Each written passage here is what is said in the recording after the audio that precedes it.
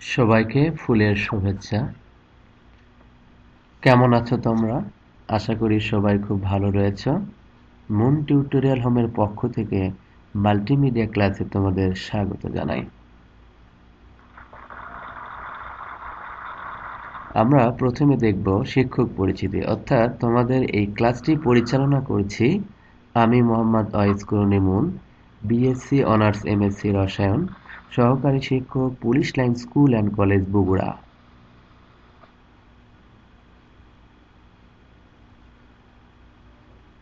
পাঠ পরিচিতি। আমাদের আজকের পাঠের শিরোনাম জ্যামিতি।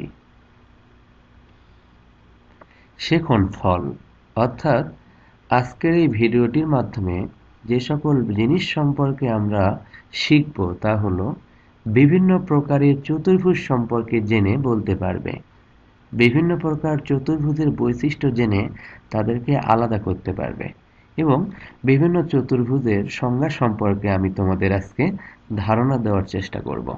তাহলে চলো শুরু করা যাক আমাদের আজকের ক্লাস। চিত্রগুলো একটু গভীরভাবে লক্ষ্য করো।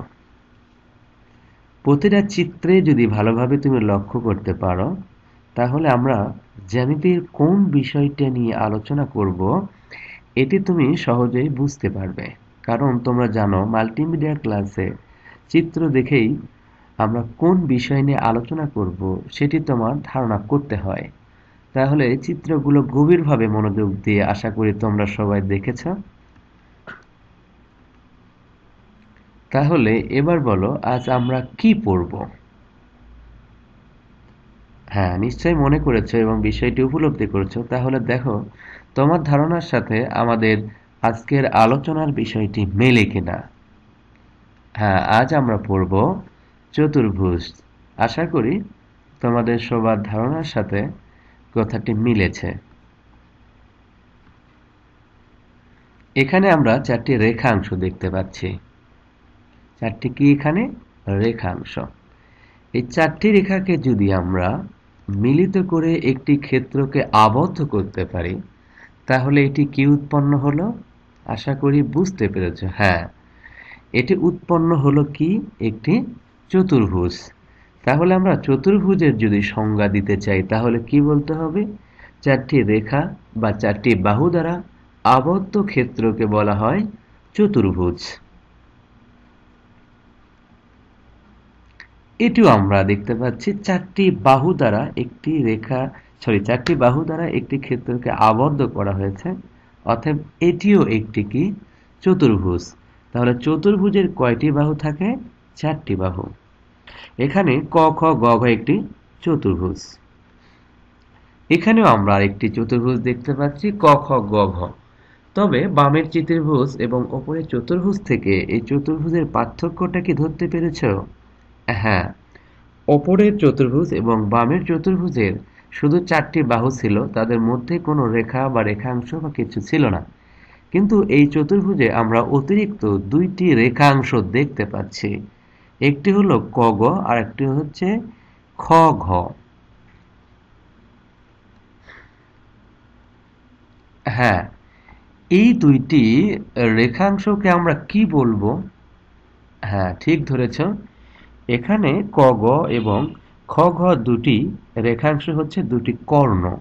তাহলে একটি চতুর্ভুজের আমি যদি দুইটি কোণ বরাবর একটি সরল রেখা আঁকি তাহলে সেটি কি উৎপন্ন হবে? কর্ণ উৎপন্ন হবে। তাহলে একটি চতুর্ভুজে এরকম কয়টি কর্ণ উৎপন্ন হওয়া সম্ভব? হ্যাঁ, ঠিক ধরেছ, দুইটি কর্ণ। তাহলে যে কোনো চতুর্ভুজের কর্ণ থাকে কয়টি? দুইটি। হ্যাঁ, লক্ষ্য করো এটি একটি অবশ্যই কি? চতুর্ভুজ, কারণ এখানে চারটি বাহু রয়েছে। তুমি কি বুঝতে পারছো এটি চতুর্ভুজের কোন প্রকারের চতুর্ভুজ? অর্থাৎ এই চতুর্ভুজটার নাম কি? হ্যাঁ, বুঝতে পেরেছো, ঠিক। এটি হচ্ছে একটি সামন্তরিক। এখানে ক খ গ ঘ একটি কি? সামন্তরিক। যেখানে আমরা দেখতে পাচ্ছি সামন্তরিকের পরস্পর বিপরীত দুইটি বাহু, অর্থাৎ ক এবং খ, ঘ এবং গ, এই দুটো পরস্পর সমান এবং কি? সমান্তরাল। আবার লক্ষ্য করো, আরো দুইটি বিপরীত বাহু ক ঘ এবং খ গ এই দুটিও পরস্পর সমান এবং সমান্তরাল।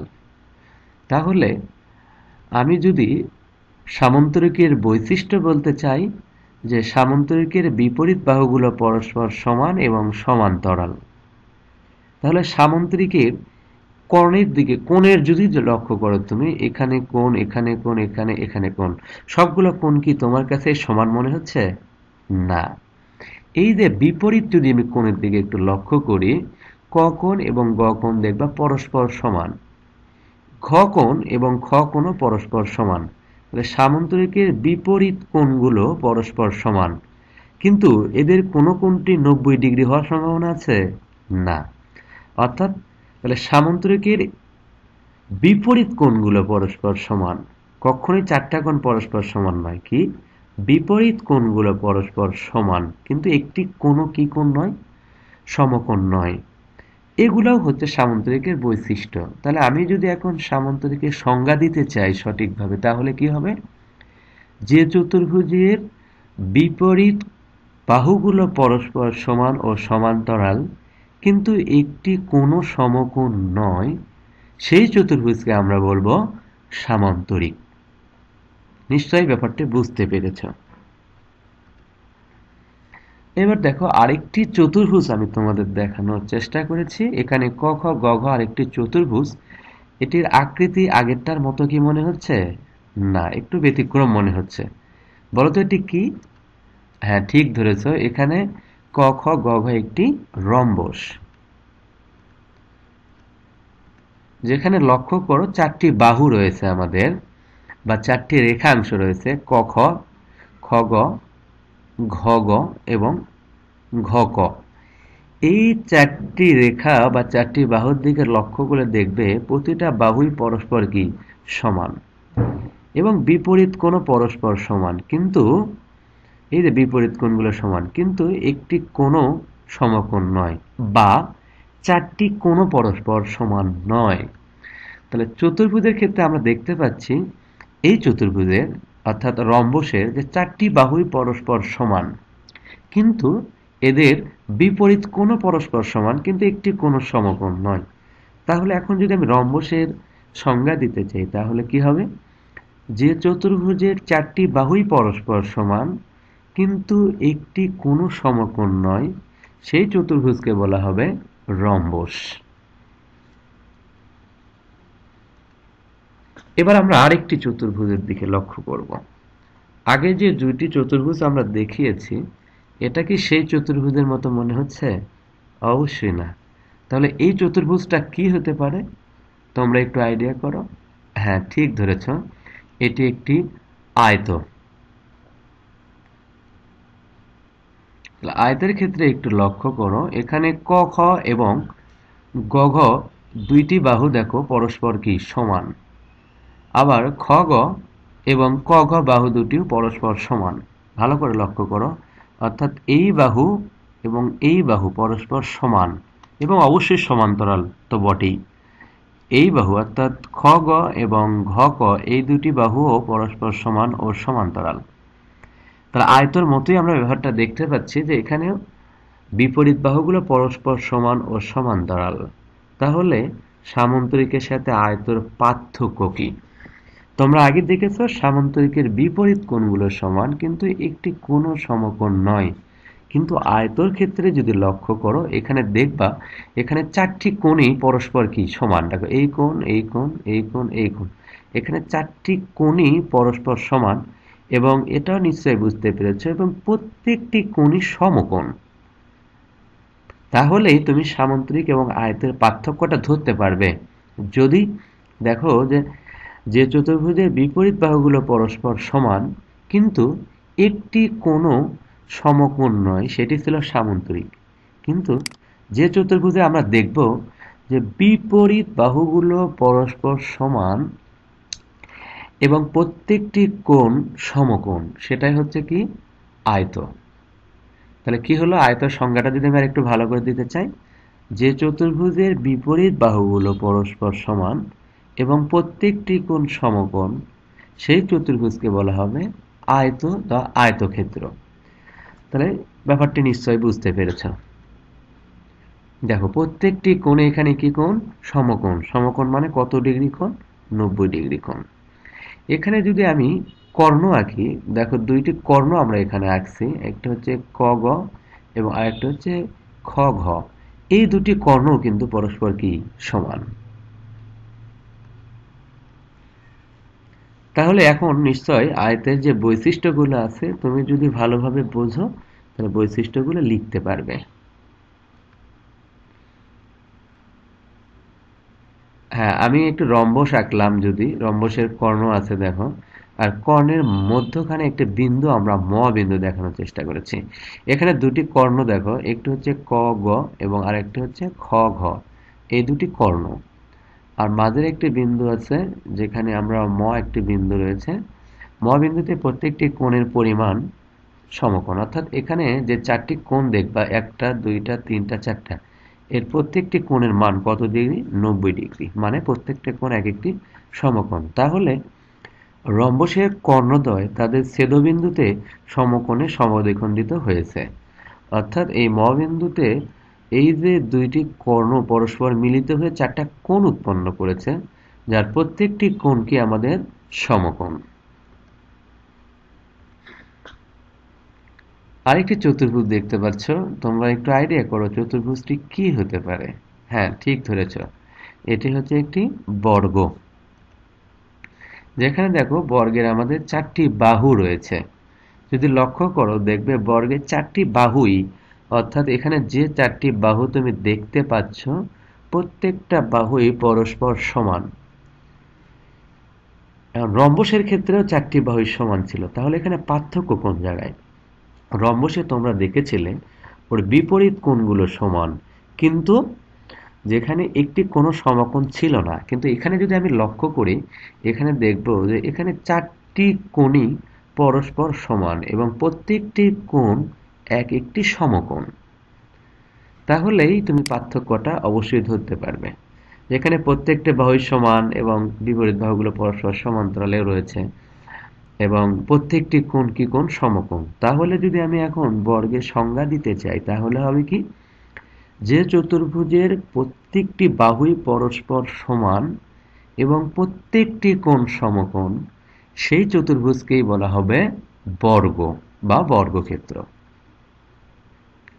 দেখো আমরা প্রত্যেকটি কোণ এখানে দেখানোর চেষ্টা করেছি সমকোণ।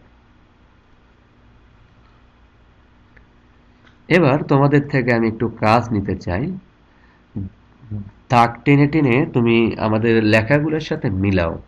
দেখো তো রম্বস কোনটি হতে পারে, প্রথমটা দ্বিতীয়টা না তৃতীয়টা?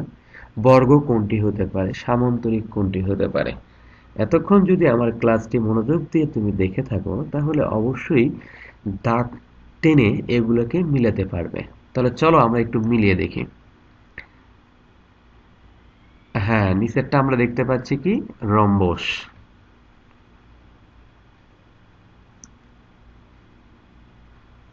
একেবারে ওপরেরটা হচ্ছে কি বর্গ, তাহলে মাঝে যেটি থাকলে সেটি কি সামান্তরিক। দলীয় কাজ তোমার বন্ধুদের সাথে নিয়ে এই কাজটি তুমি করতে পারো। 1 নম্বর কাজটি ছিল সামান্তরিক কাকে বলে, এর বৈশিষ্ট্য বলো।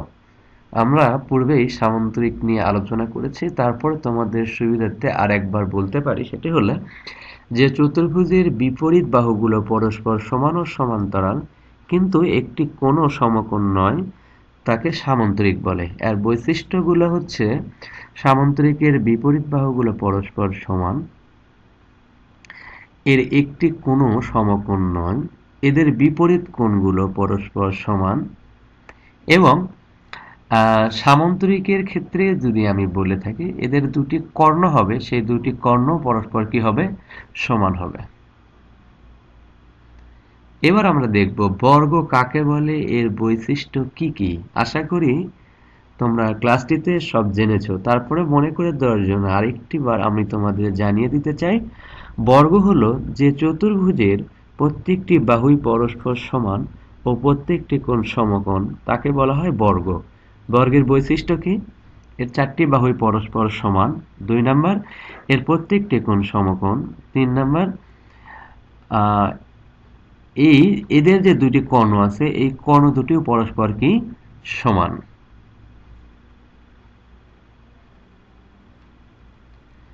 তোমরা যে বিষয়গুলো নিয়ে আমি আলোচনা করলাম বা কথা বললাম সে বিষয়গুলো তুমি পাঠ্য বইয়ের সাথে মিলিয়ে নিয়ে দেখতে পারো মেলে কিনা।